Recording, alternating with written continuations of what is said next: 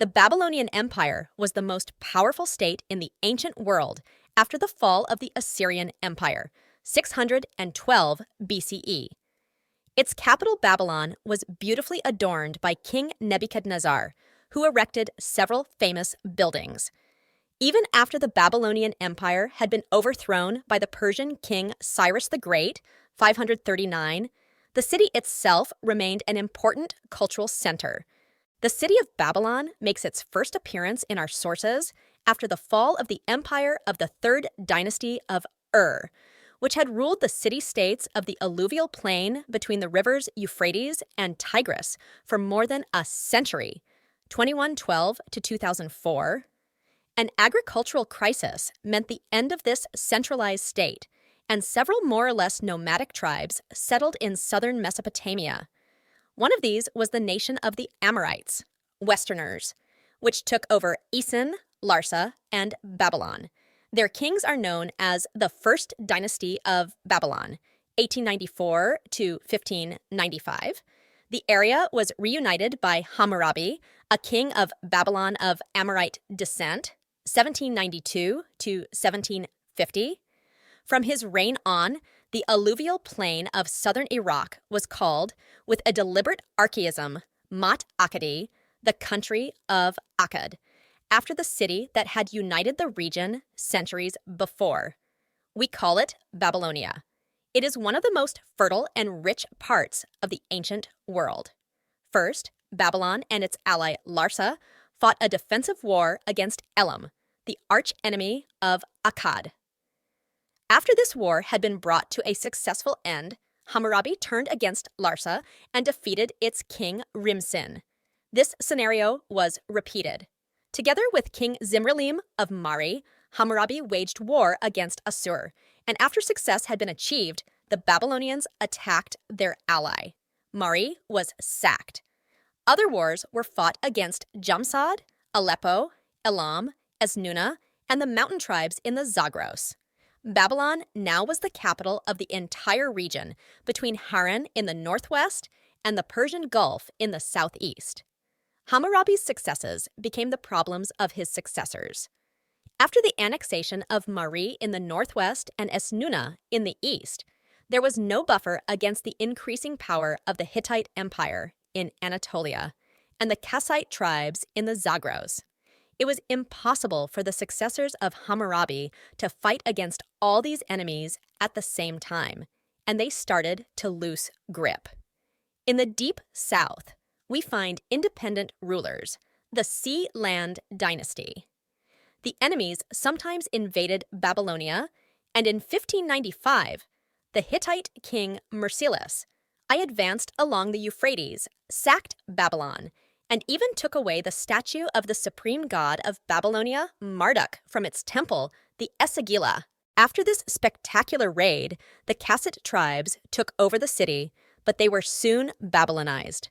The first king of the Kassite dynasty, Agum Kakrim, is reported to have defeated the Hittites and received back the statue of Marduk. Even if this is just propaganda, it proves that the Kassites understood the Babylonians. Yet, a decline started that was to last for almost a millennium. This does not mean that there was no central state or that the Kassite kings played no role in international politics, but it is clear that Babylon was eclipsed by other nations. The first to do so was the kingdom of Mitanni, which dominated the northern part of Mesopotamia and got into trouble when the Hittites and Assyrians united forces against the Mitannians. After the decline of Mitanni, the Middle Assyrian Empire became powerful, and in the 13th century, the Babylonian rulers had to respect the claims of Assyrian kings like Shalmaneser and Tukulti-Ninurta. The latter captured Babylon and took away the image of Marduk, but the occupation of Babylonia and the exile of the god did not last long. Another local power was Elam. In the 12th century, its armies looted Babylon. Now it was their turn to capture the statue. And a lot of other things. The famous stela with the laws of King Hammurabi was excavated in the Elamite capital, Susa. The Kassid kings were replaced as rulers of southern Mesopotamia by the Second Dynasty of Isin. Under Nebuchadnezzar I, 1126 to 1104, the Babylonians advanced to Elam and received back the statue of Marduk. However, this revival was brief. In the 11th century, Arameans infiltrated Babylonia, and the central government disappeared for some time. The cities were independent again. There are few sources which suggest that the country was unable to pay for scribes. This is not unlike the situation in Assyria, which suffered from decline after the reign of Tiglath-Pileser I, 1114 to 1076, or the more western parts of the ancient world, where the centuries between 1100 and 800 are often called the Dark Ages. What is certain, however, is that southwest of Babylonia, a new group of people settled, the Chaldeans, who were related to the Arameans. The relations between the Babylonians, who had already assimilated the Amorites and Kassites, and the new intruders were at first hostile, but the Chaldeans increasingly Babylonized. The Assyrians were the first to recover from the recession. Under King Assur-Nasir-Pal II, 883, 859, their empire started to grow again, and this expansion continued during the reigns of his successors. One of the great challenges was the integration of Babylonia, which was Assyria's twin culture and too highly esteemed to be reduced to the status of province. Tiglath-Pileser III, 744-727, sought a solution in a double monarchy. He united the two countries in a personal union. Soon, new measures had to be taken. Twice, the Babylonians claimed their independence under King Marduk-Apla-Iddin, 721, 710, and 703, the biblical Merodach-Baladan. The second revolt was punished harshly by the Assyrian leader Sennacherib, who sacked the city and deported its inhabitants to Nineveh. This new policy was soon regretted. Sennacherib's successor Esarhaddon allowed the people to return, yet the relation between Assyria and the Babylonians remained tense. Assurbanipal, 668-631, thought he solved the problem by making his brother Sama-Suma-Ukin viceroy of the southern part of Mesopotamia. But this turned out to be the wrong idea, too. While the king of Assyria was involved in other wars, the Babylonian king revolted, and it took Assurbanipal several years before he had restored order, 648 ABC 15. It has been assumed that the man who is called the successor of Samas-Suma-Ukin, Kandalanu, is in fact the same as the Assyrian king, although it is certain that the viceroy was still alive in 627, whereas no documents of Assurbanipal are known after 631. However this may be, after the death of Assurbanipal, there were serious troubles in Assyria.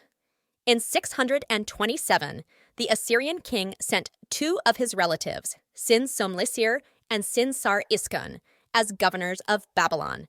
They were expelled by a Babylonian soldier named Nabopolassar, who had once fought in the Assyrian army but now started a kingdom for himself. According to the Babylonian chronicle, known as ABC 2, he was recognized as king on the 23rd of November, 626. This is the beginning of the Neo-Babylonian Empire. Nabopolassar continued the struggle against Assyria, which he wanted to overthrow. If he succeeded, the balance of power in the Near East would be seriously endangered. Consequently, the Egyptians supported the Assyrians against the aggressors. The Fall of Nineveh Chronicle describes the events of these years. In 616, Nabopolassar defeated an Assyrian force on the banks of the Euphrates, south of Haran. This suggests that Nabopolassar wanted to block the main road between the Assyrian heartland and its possessions in the west. However, he was forced to retreat when an Egyptian army approached. Next year, the Babylonian changed his strategy and invaded the Assyrian heartland, where he laid siege to Assur, the religious capital of Assyria. The Assyrians were able to repel their enemy, but late in 615, the Medes, a tribal federation living in modern Iran, intervened. After the winter, they captured the city, and although Nabopolassar arrived too late to help them, he signed a treaty with their king Cyaxares. The Babylonian historian Berossus tells that the alliance was cemented by a royal wedding. The Babylonian crown prince Nebuchadnezzar married a princess named Amorites. After a year of inconclusive campaigning, the united Medes and Babylonians laid siege to the Assyrian capital Nineveh in May 612. The siege lasted for 3 months. In July, the city fell. King Sinsar-Iskun, who had once been in charge of Babylon, above, seems to have committed suicide. Several campaigns took place in the neighborhood of Haran, from which the last Assyrian king, Assur-uballit, was expelled. Yet he returned with the army of the pharaoh of Egypt, Necho II, 610-595. King Josiah of Judah, who had tried to conquer the former kingdom of Israel, which had become part of the Assyrian Empire, tried to resist the Egyptians, but was killed at Megiddo. Necho was defeated too, in 605, by Crown Prince Nebuchadnezzar near Carchemish on the banks of the Euphrates. The story is told in the Nebuchadnezzar Chronicle. In the same year, Nabopolassar, the founding father of the Babylonian Empire, died. His son continued the expansion to the west, where he took over the former Assyrian possessions. It is not entirely clear where and when the border between Egypt and Babylonia was drawn. 2 Kings 24.7 implies that Egypt retired to the Sinai Desert and left the Palestine coast in Babylonian hands. But the Greek researcher Herodotus of Halicarnassus suggests that Gaza remained an Egyptian stronghold. Note: during this phase of the Western War, Jerusalem was captured, 597, and when its vassal king revolted, the city was captured for the second time, 587. Its population was deported to Babylonia, the beginning of the Babylonian captivity of the Jews. Now, the West was safe. Only Tyre resisted, and although the siege lasted many years, it fell in 585. It is possible that the Labaneros, mentioned by Herodotus as the man who, together with the Cilician leader Sienisus, arranged a peace treaty between the Lydian king Alyattes and the Median king Cyaxares in 585, is identical to Nebuchadnezzar. This is far from certain, but it's likely that the Babylonians, who had now conquered the West, were interested in Anatolia, where iron was to be obtained. At the same time, Nebuchadnezzar seems to have had more or less friendly relations with the mountain tribes in the east. What had happened, in fact, was that the great monarchy of the ancient Near East had received a new elite. The Assyrians had been replaced by the Babylonians, but the empire itself remained more or less the same. Likewise, the later Achaemenid and Seleucid empires were not really different from earlier empires. The ancient history of the Near East is one of change and continuity. Nebuchadnezzar died in 562 and was succeeded in by his son Amel-Marduk, who was almost immediately murdered and replaced by his brother-in-law Neriglissar, 559-556, who invaded Anatolia, was victorious in Cilicia, and even crossed the Taurus. But in spite of his success, he was replaced by a new king, Nabonidus, who obtained power by a coup d'etat. The reason may have been that Neriglissar was a commoner, rich, certainly, but without royal blood.